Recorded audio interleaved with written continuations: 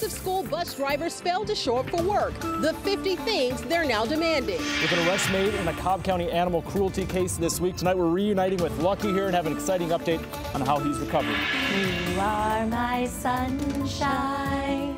A recording studio inside a hospital, helping to bring comfort and a connection between mothers and babies. Live from Atlanta, 11Alive at 5 starts now. Your actions will have consequences, and there will be repercussions for putting our children in harm's way. Hundreds of school bus drivers call out in protest. That is the top story our team is working on right now. Tonight, the battle lines are drawn. On one side, bus drivers holding a massive sick-out over working conditions. On the other, the school superintendent saying that move put students in harm's way. Those same battle lines extended to Facebook Live, where more than 25,000 of you watched the DeKalb County School superintendent and then debated his response. First, the what? DeKalb County school bus drivers who normally pick up more than 66,000 children staged a sick out. 42% of those drivers didn't show up for work today. The school district called in backup neighboring districts, bus drivers working overtime and third-party vendors, and it worked. Not a single student was left stranded anywhere. But today is only day one of a strike that's supposed to last for 3 days, and parents are being warned to expect delays of up to 90 minutes. So why are the drivers calling out? Latasha Givens is live in DeKalb County, where she's been tracking down those answers. Latasha?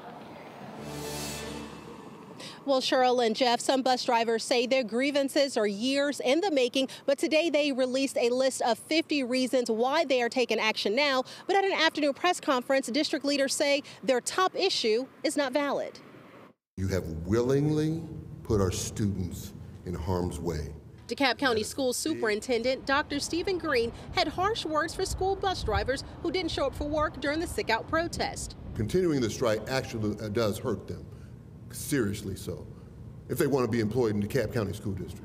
We spent the day reaching out to bus drivers trying to get their side. We did receive this email outlining the 50 reasons why drivers are taking action.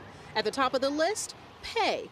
The district says its drivers make between $15 and $23 an hour. Our pay is quite comparable, slightly behind Cobb, but right there or with or above the other neighboring districts.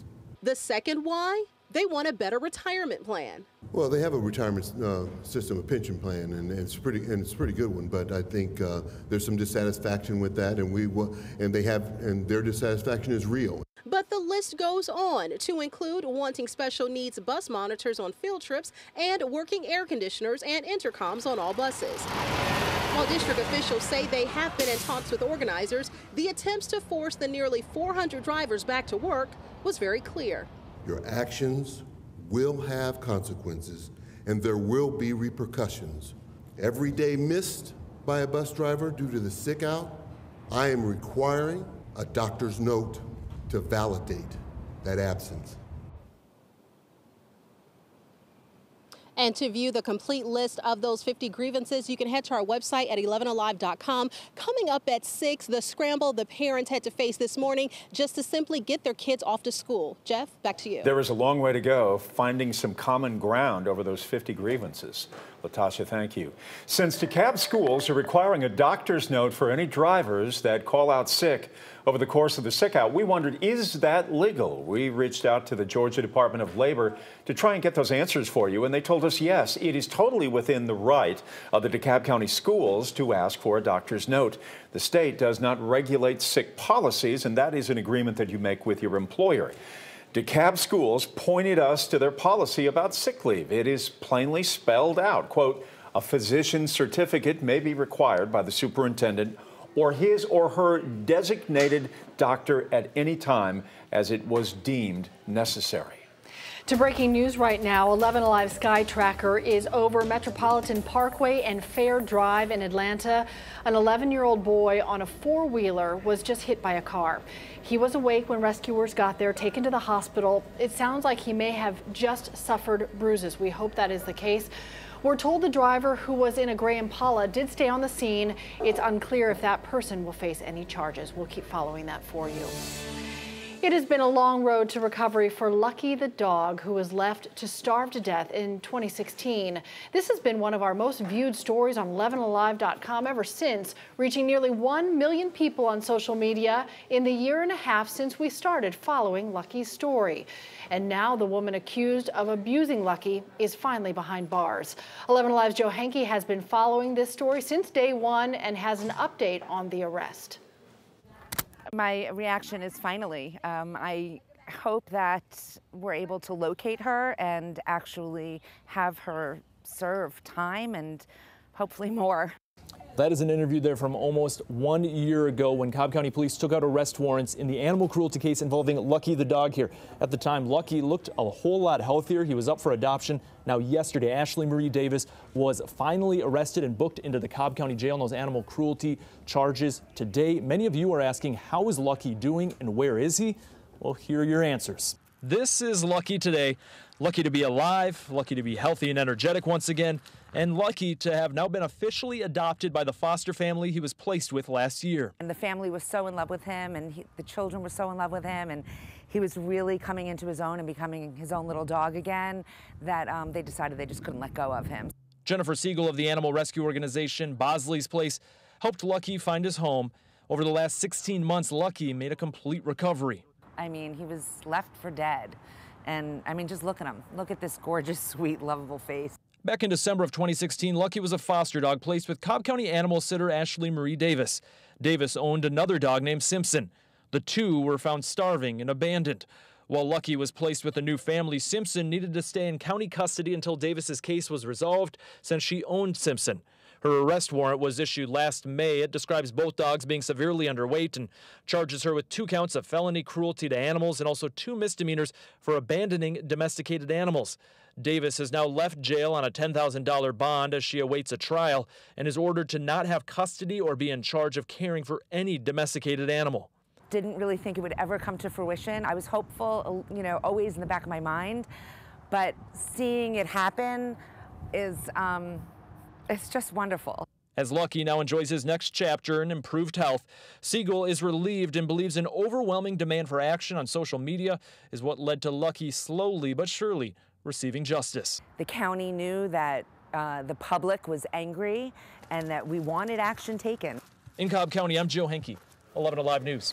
Tonight on the 11 Alive Facebook page, viewers are sounding off about the arrest of this pet sitter. Jessica posting, "I'm glad they finally found this monster." Heather says, hopefully she will get jail time for this and not a slap on the hand. About time she was charged. What a horrible person. And Melissa adding, I hope she's punished, but also can get the help that she needs. Go to our Facebook page and join in on the conversation. New tonight in Douglas County, 11 Alive Sky Tracker was over I-20 where the remains of a missing teacher were found. Larry Bolin has been missing for years, since 2015. Bolin taught at Alexander High School in Douglasville. He previously had taught at Lithia Springs High School. He had been scheduled to retire shortly before he went missing. Police found no evidence to indicate foul play at this time.